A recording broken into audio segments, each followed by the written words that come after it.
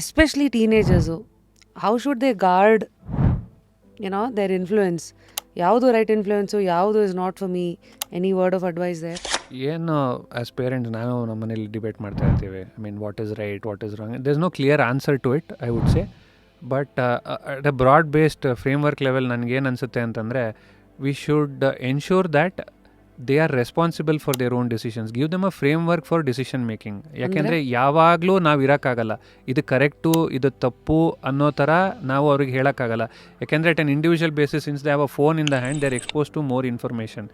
ಯಾವುದು ಥರ ನಾನು ಡಿಸಿಷನ್ ಮಾಡಿದ್ರೆ ತಪ್ಪಾಗ್ಬೋದು, ವ್ಯಾಲ್ಯೂಸ್ ಏನಿದೆ, ನನ್ನ ಕೋರ್ ವ್ಯಾಲ್ಯೂಸ್ ಏನು, ಇದು ನನ್ನ ವ್ಯಾಲ್ಯೂ ಸಿಸ್ಟಮಿಗೆ ಮ್ಯಾಚ್ ಆಗುತ್ತಾ ಆಗಲ್ವಾ, ಅದನ್ನು ಬೇಸ್ನ ಸೆಟ್ ಮಾಡಿ ನೀವು ಬಿಟ್ಟರೆ ಅವರು ಡಿಸಿಷನ್ಸ್ ಅವ್ರು ಮಾಡಲಿ based on that value system. They'll make mistakes, they'll learn from it, they'll come back, but they'll always come back because there is a value system to kind of ಅದನ್ನು ಒಂದು compare ಮಾಡೋದಕ್ಕೆ. ಬರೀ ನೀವು at a high level ಇದು ತಪ್ಪು ಇದು ಸರಿ ಅಂತಂದರೆ ಇಟ್ ಬಿಕಮ್ಸ್ ವೆರಿ ಎಕ್ಸ್ಟೆನ್ಸಿವ್. ಎಷ್ಟನ್ನು ತಪ್ಪು ಅಂತೀರಾ, ಎಷ್ಟನ್ನು ಸರಿ ಅಂತೀರಾ, ಇಟ್ ಬಿಕಮ್ಸ್ ಎಂಡ್ಲೆಸ್.